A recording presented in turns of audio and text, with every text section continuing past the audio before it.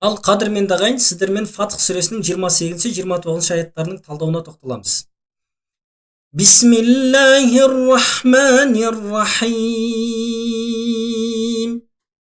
Лақад садақаллаху расулахур-ру'я бил-хақ. Мына жерде қаф әрпін қалқала жасап тоқтаймыз. Егер мына белгіде тоқтайтын болсақ, мына белгіде негізі тоқтамаған абзал, бірақ мына аят ұзын болғандықтан тоқтаған дұрыс болып есептеледі. Яғни тоқтасаңыз ештеңе етпейді мына жерде. Бірақ тоқтаған уақытта бил хаққо деп қаттырақ қалқала жасайсыз. Өйткені сөздің соңында келіп тұр қаф әрпі және шаддалі келіп тұр. Сол себепті қатты қалқала жасалады. Мына жерде лақады деген кезде дәл әрпіде жеңіл түрде қалқала жасалады. Лақады. Қалған ережелер мына жерде түсінікті. Ру'я деген кезде мына хамзаны өзінің сол сукундымен оқи бересіздер. Ру'я деп тоқтап жаңағындай қаттырақ, ру'я деп екпінмен білдіріп. لا تدخلن المسجد الحرام إن شاء الله آمنين محلقين رؤوسكم ومقصرين لا تخافون.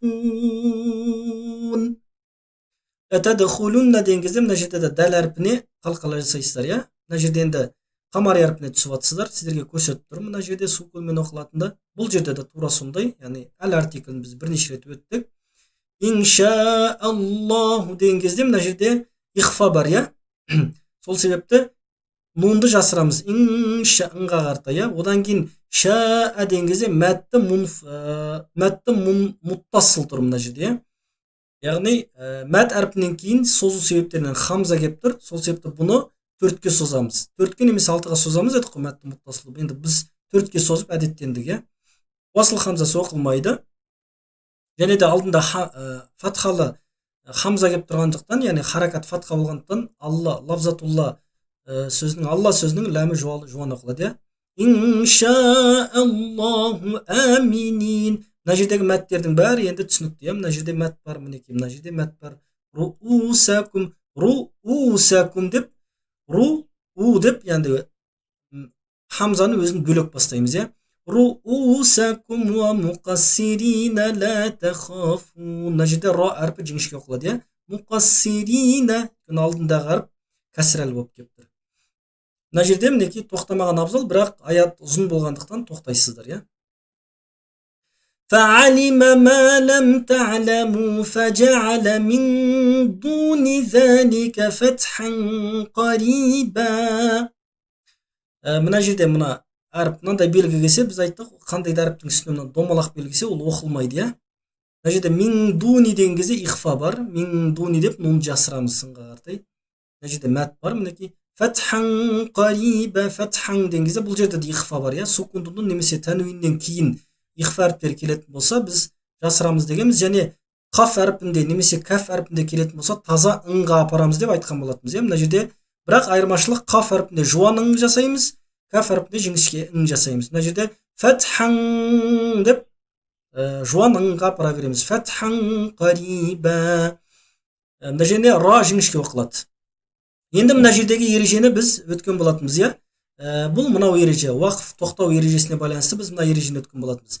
Егер сөздің, мінекей мына тақырыпта, уақыф тоқтауда, егер сөздің соңы тәнуинді болса, иә, мінекей, тәнуинді болса, сөздің соңы дамма тәнуині немесе кәсра тәнуині болса, тәнуин оқылмай сукун ретінде тоқталады. Егер мына жерде дамма немесе кәсір тәнуині болған кезде қариб деп сукун қып тоқтайтын едік. Бірақ біз айттық, исключение бар. Ал егер фатхал тәнуин болса, мінекей, мына жердегідей фатхал тәнуин кеп тұр сөздің соңында, онда қалай оқитын едік? Тәнуин әлифке ауысып, онда сукун болмайды. Тәнуин әлифке ауысып, мәт табиғи сияқты созып оққаннан кейін ғана тоқталады. Яғни біз қалай тоқтаймыз? Фатхан қариба деп, қарибан болмайды, және қариб деп сукун болмайды. Енді мәт қып созып оқимыз. Қариба деп осылай тоқтаймыз. Хуаллази арсала расулаху билхуда ва динил хаққи лiyuzhirahu ala ad-dini kullih. Мына жерде дамир бар, мінекей расулаху деп, мына жердегі ережелерді сіздер білесіздер.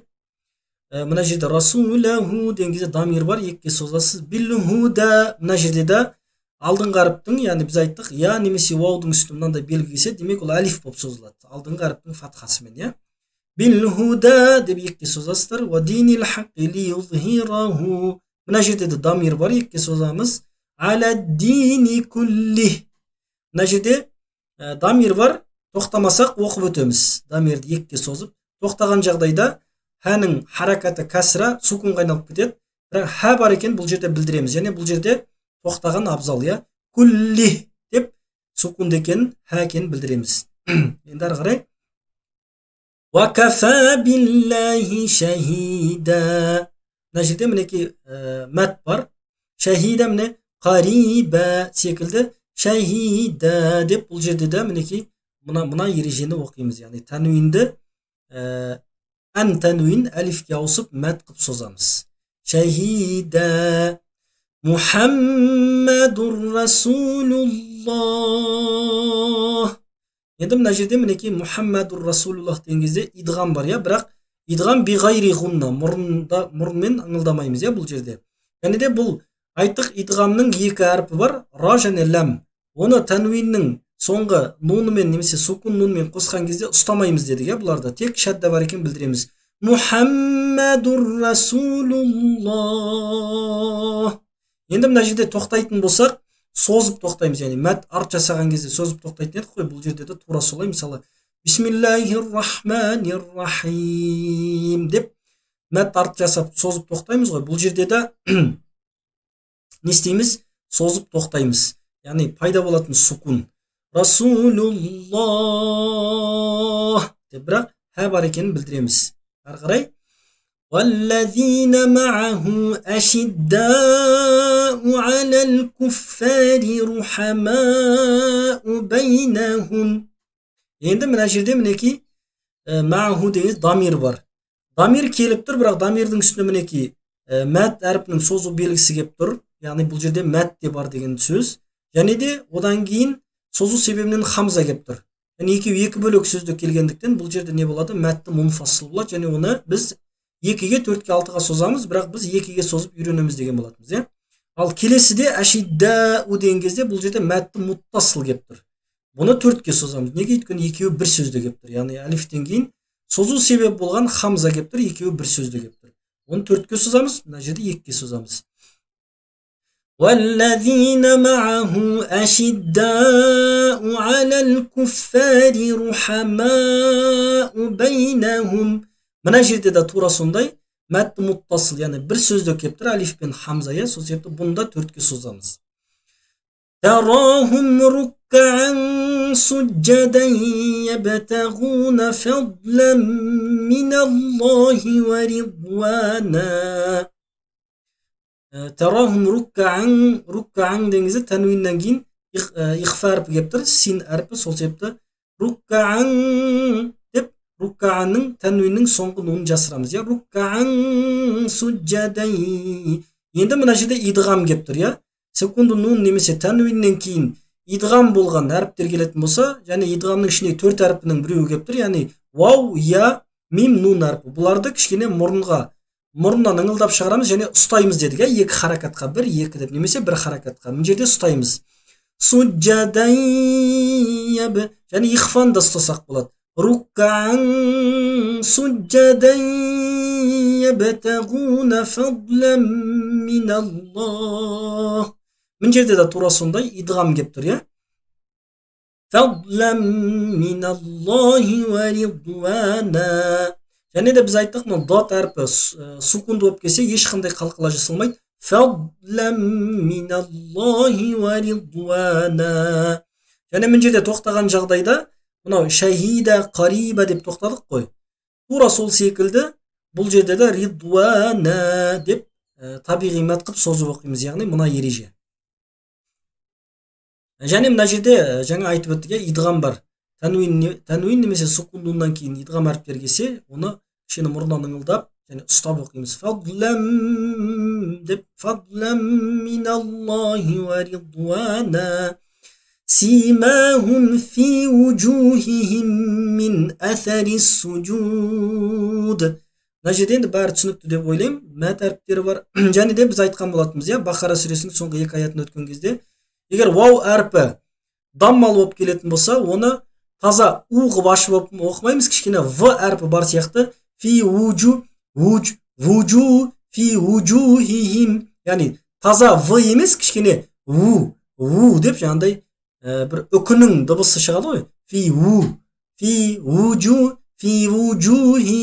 Яғни ужухихим деп таза емес. Симахум фи деп, иә. في وجوههم من أثر السجود ذلك مثلهم في التوراة. Yani мына жерде тәмәрбута, иә, тоқтаған кезде һәғып тоқтаймыз дегенбіз. Және тоқтаған кезде бұны кәдімгідей мына мәт әріптерді біз созған кездегідей бұл жерде де созамыз. Неге? Өйткені бұл жерде пайда болған сукун. Сол себепті таура деп созамыз. ومثلهم في الإنجيل كزرع أخرج شطأه فآزره فاستغلظ فاستوى على سوقه. Енді мына жерде фил инжили казар'ин, мына жерде тәнуиннен кейін мінекей мына изхар келіп тұр, иә, мына жерде тәнуин немесе сукуннан кейін изхар әріптер келсе, ол алиф, ха, ха, айн, ғайн, ха әріптер, иә. Тәнуинде және изхар әріптерде таза ашық оқылады дедік. Казар'ин ахраджа шат'аху. Енді мына жерде та әрпіне қалқала жасаймыз, иә, біз айттық, иә. Бә, дәл, та, қаф әріптері бұлар қалқала әріптеріне жататындығын. Шатто, яғни шат деп айтып, одан кейін ауызды ашқан кезде бұлар өзі сол кезде дыбысталатын дыбыстар, яғни тербетеміз. Шатто аху, және мына жерде дамир бар, иә. فآزره, мына жерде де дамир бар. فاستغلظ فاستوى على سوقه. Енді мына жерде байқап отырсаңыздар, ешқандай белгі жоқ, бірақ біз демімізге байланысты мына жерде тоқтадық. Егер сіздер алдағы уақытта Құран оқып келе жатқан кезде мынандай белгілер болмаған жерде тоқтайтын болсаңыздар, онда сол тоқтаған жеріңізден сәл бір-екі сөз алдынан бастайсыздар. Яғни тура осы жерден емес, кішкене алға бастайсыздар. Мысалы, фастауа аля суқи деп тоқтадыңыздар. Енді ары қарай жалғастыру үшін дем алып аласыздар да, кішкене алдыдан бастайсыздар. Мысалы, мына жерден бастаймыз. فاستغلظ فاستوى على سوقه يعجب الزراع ليغيظ بهم الكفار. Неке біз енді алдыдан бастап белгіге кеп тоқтадық, иә, бұл жерде тоқтаймыз, яғни тоқтаған абзал. Мына жерде де мінекей дамир бар, иә, суқихи деп екіге созамыз. Мына жерде мәт бар, мінекей лияғиза бихимул куффар. Тоқтайтын болсақ, созып барып тоқтаймыз, иә, төртке. Куффар. Егер тоқтамасақ, онда екіге ғана созып, былай лияғиза бихимул куффар ва'адаллаху деп ары қарай кете береміз. وعد الله الذين آمنوا وعملوا الصالحات منهم مغفرة وأجرا عظيما. Енді мына жерде мына белгіні білесіздер, бұл жерде мына әріп оқылмайды, мәт қылып ары қарай кете бересіздер. Мына жерде де тура сондай وعملوا الصالحات бірден садқа түсесіз. Неге? Өйткені бұл шәмси әрпі. Және ләм оқылмайды о кезде, және мынау уасыл хамзасы оқылмайды. Және мына белгінде сізге көрсетіп қойған оқылмайтындығын. Мына жерде екі мәт жасайсыз. Салихати деп. Минхум мына жерде сукунды мимге байланысты үш ерезенің алғашқысы. Егер сукунды мимнан кейін мим әрпі келетін болса, харакатты екі мимді шадда қылып оқимыз. Сізге көрсетіп қойған мына жерде. Минхум мәғфиратау деген кезде мына жерде мінекей идғам бар, иә. Сукунды нун немесе тәнуиннен кейін идғам әріптері келетін болса, және соның ішінде мінекей төрт әріп, жаңа мұрынмен ыңылдап қосып оқитын төрт әріптің біреуі вау келіп тұр. Демек бұл жерде мәғфираттан ва әжран азима. Одан кейін мына жерде әжран азима деген кезде мына жерде изхар келіп тұр, иә. сукунду нун немесе танвинден кийин изгар аріптері келсе, онда ашық оқимыз сукунду нунду да және танвинди да және изгар аріпін да, яғни изгар аріпінен болған айын кеп тұр, иә. Ва ажран азима. Мына жерде да негізі мынаның асылы мына жерде танвин, иә. Біз алдындағы өткен сүрелерде айтқанбыз, келесі сүренің бисмилласымен бастау үшін немесе келесі бір аятта бә келіп тұруы мүмкін. Сол себепті бұл жерде иқлапты көрсетіп тұр. Мим қылып бастайтыныңыз, мим қылып оқитыныңыз ол жерде. Ал негізі асыл танвин болғандықтан мынау шахида, мінекей қариба деген сияқты бұл жерде де азима деп тоқтайсыз. Мінекей қадірменді ағайын, Фатх сүресінің 28-29 аяттарының талдауы осындай. Алла тағала ілімдеріңізді арттырсын. Үйде жақсылап иншалла қайталаңыздар.